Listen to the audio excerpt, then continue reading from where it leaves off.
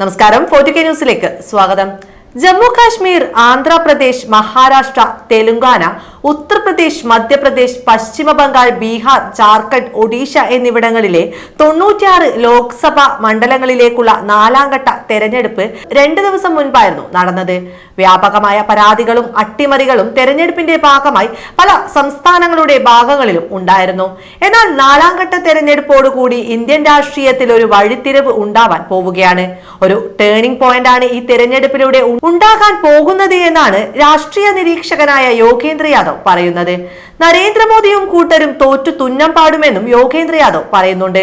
400 seat പോയിട്ട് കേവല ഭൂരിപക്ഷത്തിന് വേണ്ട 272 സീറ്റ് പോലും മോദിയും സംഘവും ഇക്കുറി നേടില്ല. രാഷ്ട്രീയ നിരീക്ഷകനായ യോഗേന്ദ്ര യാദവാണ് NDA സഖ്യത്തിന് ഭൂരിപക്ഷം ഇത്തവണ ലഭിക്കില്ല എന്ന് പ്രവചിക്കുന്നത്. വെറുതെ പറയുന്നതല്ല, കൃത്യമായ കണക്കുകൾ നിരത്തിയാണ് യോഗേന്ദ്ര യാദവിന്റെ പ്രവചനം. ഒട്ടുമിക്ക സംസ്ഥാനങ്ങളിലെയും ഗ്രൗണ്ട് ലെവലിൽ പോയി തയ്യാറാക്കിയതാണ് ഈ കണക്കുകൾ. രാജ്യത്തെ തിരഞ്ഞെടുപ്പ് 4ാം ഘട്ടം പിന്നിടുമ്പോഴുള്ള കണക്കുകളാണ് യോഗേന്ദ്ര യാദവ് വീഡിയോയിൽ പങ്കുവെക്കുന്നത്. രാജ്യത്തെ മോദി തരംഗം ഉണ്ടാവുമെന്ന് മിക്ക മാധ്യമങ്ങളും അഭിപ്രായ സർവേയിലൂടെ പറഞ്ഞിരുന്നുവെങ്കിലും അതിൽ നിന്നൊക്കെ വിഭിന്നമാണ് യാഥാർത്ഥ്യമെന്ന് ചൂണ്ടിക്കാട്ടുകയാണ് യോഗേന്ദ്ര യാദവ്. ഏതൊക്കെ സംസ്ഥാനങ്ങളിൽ BJP സഖ്യത്തിന് എത്രയൊക്കെ സീറ്റുകൾ നഷ്ടമാകുമെന്നും എവിടെയൊക്കെ നേട്ടം ഉണ്ടാകുമെന്നും വീഡിയോയിൽ കൃത്യമായി പറയുന്നുണ്ട്. BJPയുടെ ശക്തി കേന്ദ്രങ്ങളിലടക്കം തിരിച്ചടിയാണ് ഇത്തവണ മോദി നേരിടാൻ പോകുന്നത് എന്നും യോഗേന്ദ്ര യാദവ് പ്രവചിക്കുന്നുണ്ട്. അതേസമയം തെക്കേ ഇന്ത്യയിൽ നിന്ന് BJP സഖ്യത്തിന് അധികം സീറ്റുകൾ ലഭിക്കുമെന്നും യോഗേന്ദ്ര യാദവ് കണക്ക് കൂട്ടുന്നു. പക്ഷേ എന്തൊക്കെയായാലും കേവല ഭൂരിപക്ഷം പോലും NDAക്ക് ലഭിക്കില്ല എന്ന കണക്കുകൾ നിരത്തിയാണ് യോഗേന്ദ്ര യാദവ് റിപ്പോർട്ട് പുറത്തുവിട്ടിട്ടുള്ളത്. ഇതോടെ മോദി യുഗത്തിന് ഒരു അന്ത്യം ഉണ്ടാവുമെന്ന് തന്നെയാണ് വ്യക്തമാവുന്നത്. മോദി തോറ്റു തുന്നം പാടുമെന്ന യോഗേന്ദ്ര യാദവിന്റെ പ്രവചനത്തിന്റെ വീഡിയോ ഇതാ.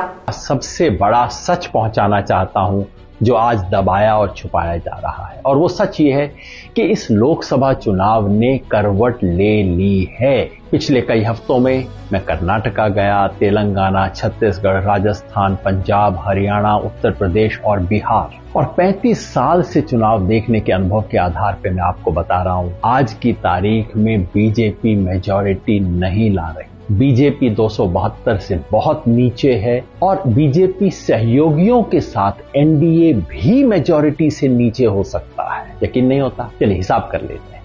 2019 में बीजेपी को आई थी 303 सीट, और अपने सहयोगियों के साथ NDA को मिला के आई थी 353। अब एक एक स्टेट में देखिए क्या नुकसान और फायदा होता है। कर्नाटका 28 में से 26 NDA के पास हैं, और उन्हें कम से कम 10 सीट का नुकसान है।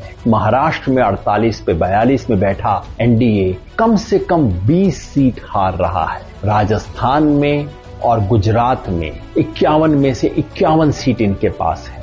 दोनों में मिला के कम से कम 10 सीट का नुकसान और हो रहा है। हरियाणा, पंजाब, चंडीगढ़, हिमाचल प्रदेश और साथ में जोड़ लीजिए दिल्ली, इनमें मिला के कम से कम 10 सीट का नुकसान हो रहा है। अब आइए मध्य प्रदेश, छत्तीसगढ़ और झारखंड को मिला लीजिए। यहां ज्यादा नहीं, लेकिन इन तीनों में मिला के 10 सीट का और नुकसान हो रहा है। बच गया उत्तर प्रदेश, साथ में जोड़ लीजिए उत्तराखंड, मिला के पिछली बार 69 सीटें इनके पास थीं, यहां कम से कम 15 सीट का नुकसान है। और फिर बिहार 40 में से 39 सीट पे बैठी हुई NDA को कम से कम 15 सीट का नुकसान और है। कुल मिला के अब तक हो गया 90 का हिसाब।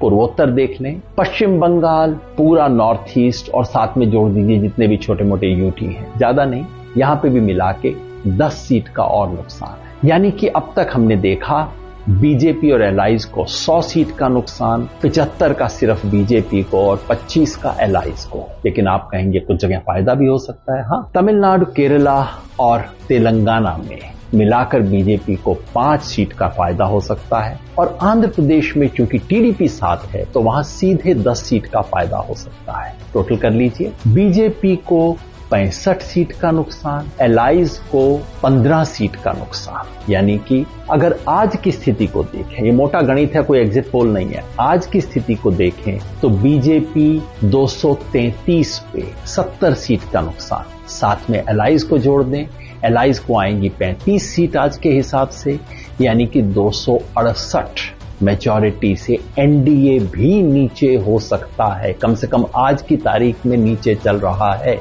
मैंने कहा था मैं एक जमाने में भविष्य बताने का काम करता था, अब भविष्य बनाने का काम करता हूं। तो फिर आपको क्यों बता रहा हूं इसे फॉलोअर्स? वो इसलिए कि इस देश का पूरा तंत्र, पूरा मीडिया, पूरा टेलीविजन चैनल्स और ये इलेक्शन एक्सपर्ट सब मिलके ये प्रोपेगेंडा कर रहे हैं कि भाई बीजेपी जीत गई। और इसका असर क्या पड़ता है? आम व्यक्ति कहता है साहब मैं तो शायद नहीं दूंगा लेकिन आएगा तो मोदी। ये जो भावना बना दी गई है भाई आएगा तो मोदी ले देंगे, ये झूठ टूटना चाहिए, लोगों तक सच पहुंचना चाहिए। ये सच बताना मेरा काम है और आपका भी।